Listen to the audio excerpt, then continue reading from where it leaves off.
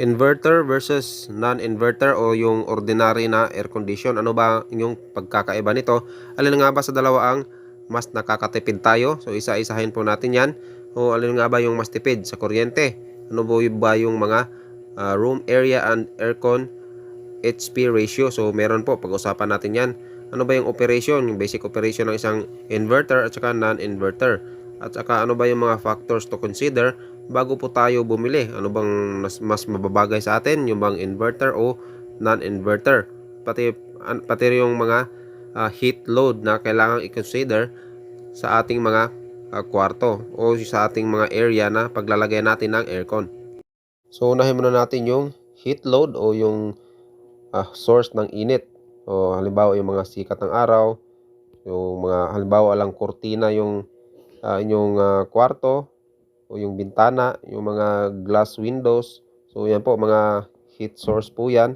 So mas mabuti po na ma-eliminate natin yan o mabawasan natin. O gagawa natin ng paraan para at least sa ganun po ay mas mabilis po na mapalamig ng ating aircon yung ating mga kwarto. At saka i-consider din natin yung gaano ba kadami yung tao na sa isang lugar o sa isang kwarto na gagamit. Pati din yung taas ng inyong kisame. Kasi halimbawa pag recommended ng inyong kwarto is 1 HP. Yan halimbawa.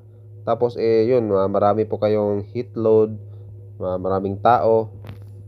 Yan, tapos medyo mataas po yung kisame, no? Kaya kailangan po na i-consider yon. So kung mas maganda, upgrade to next higher po na HPO, yung mas mataas kaysa recommended, mas mainam po yon. So yan, dumako tayo sa ating pinaka main topic. Ano ba yung pagkakaiba ng non-inverter sa inverter na aircon? So yung mga non-inverter or yung ordinary aircon, once na umandar yon, sasabay po yung kanyang compressor, pati yung kanyang fan. So high speed lang po yon, 1 speed. So ibig sabihin, yung yung power niya, yung RPM niya is yun na po yun, high speed lang siya. Once na makuha na niya yung kanyang set temperature, tsaka po siya mag-off. Yan, yung kanyang compressor. Tapos yung atin namang inverter type, sa first na andar niya, so high speed siya. Yan, tapos pagka nakuha na niya yung set point, tsaka pa siya hihina. Pero hindi mamamatay yung kanyang compressor, pati yung kanyang fan, ganun din. So hihina lang siya. So ngayon, pagka mabilis po na makuha ng aircon natin yung set temperature o mapalamig yung kwarto, kasi nga lalo na kung sakto yung ratio ng ating aircon at ng ating kwarto, ay mabilis po siyang babagal sa mga inverter type. So ibig sabihin, kapag bumagal na yan, ay bababa po yung consumption natin. So halimbawa yung 1 HP nasa 746 watts po yan. Once na bumagal na po yung ating aircon, so depende po sa magfa-fluctuate lang yan. So high and low ganyan.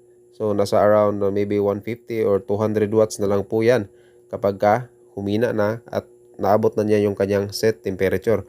Kaya po, tama po yung sinasabi at kiniklaim ng ating mga manufacturer sa mga inverter type na up to 70%, 30, merong 70% na electric bill reduction.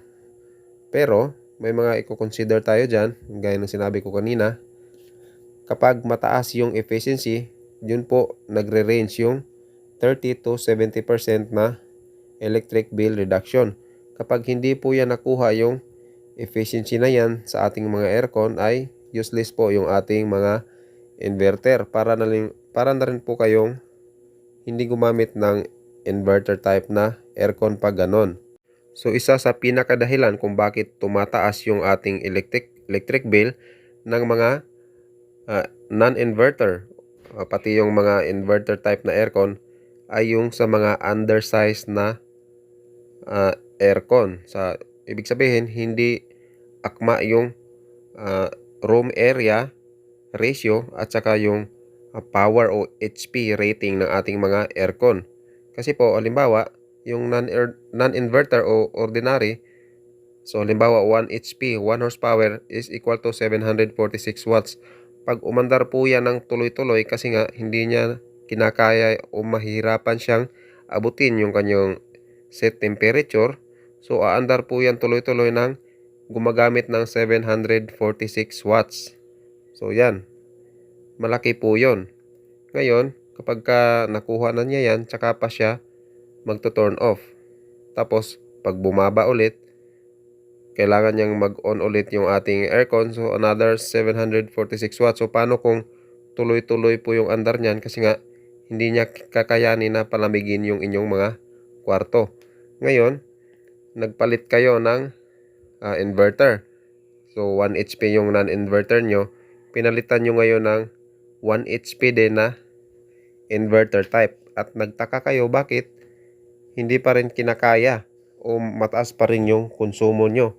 Kasi, yung 1 HP nyo na ordinary, pinalitan nyo ng 1 HP din na inverter type. So, talagang wala po yung pagbabago kasi nga, hindi na po kinakaya ng 1 HP nyo, ordinary aircon nyo, yung inyong kwarto. So, ibig sabihin, kahit na naka-inverter kayo na another 1 HP, since hindi niya kinakaya nga sa 1 HP, so tuloy-tuloy na magiging high speed yung takbo ng inyong inverter aircon. So, 746 watts pa rin po yung kanyang magiging konsumo. So, pinaka-solusyon dyan, pagka ganyan is upgrade to higher HP rating para po maging efficient yung inyong mga inverter aircon. So, sa ganung paraan, mas makakatipid kayo kasi nga, magiging low speed na siya. So, from 746 watts, so magiging 150 or 200 watts na lang yan continuous. So, magpa-fluctuate lang yan once na mabilis niyang mapalamig yung ating mga kwarto.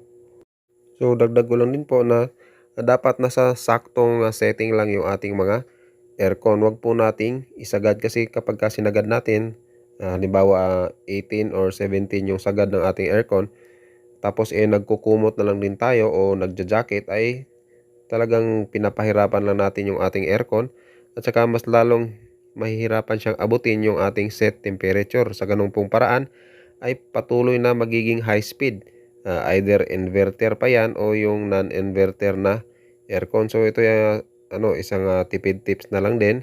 So, mas mainam po na iset lang natin sa tamang-tama na temperature na kakayanin natin na may komportable po tayo. So, may mga tao na hindi nakakatulog ng hindi nagkukumot or nagja-jacket. So, pwedeng palitan natin ng mas manipis para at least hindi maset natin sa saktong lamig lang yung ating aircon para hindi po siya mahirapan. Mainam din po na iposisyon natin yung ating mga evaporator o yung mga indoor units natin sa at least sa pinakataas na part ng ating ceiling kasi nandun po yung pinakamainit na hangin sa taas. So once na nauna niyang palamigin yung pinakamainit na hangin doon sa taas, ay mas mabilis niyang bababa na po yung lamig dyan. So mas mabilis niyang mapalamig yung buong area. So mas mabilis po siyang mag-cut off at babagal na po yung speed ng ating mga inverter type na aircon. So ganung paraan is tataas yung efficiency ng ating mga inverter type na aircon. At saka kung maaari yung ating mga outdoor unit o mga condenser, huwag nating ilagay sa mga kulob na lugar na yung kanyang buga ng init sa kanyang fan ay hindi nakakalabas o nagsisirculate lang. So dapat mas maganda open area siya or meron siyang ducting, at kung maaari, so huwag masyadong rekta sa araw sana yung mga condenser unit. Kasi pagka ganon, so mas prone siya sa overheating.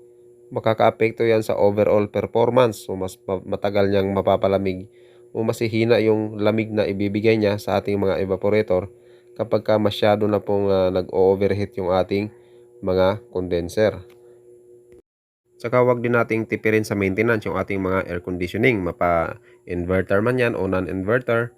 So, yung mga air filter cleaning po, dapat regular po yan. Tapos yung mga fins natin sa indoor and outdoor units. So dapat po nati-check lang yan regularly, lalo na kung regular din natin na ginagamit yung ating mga aircon.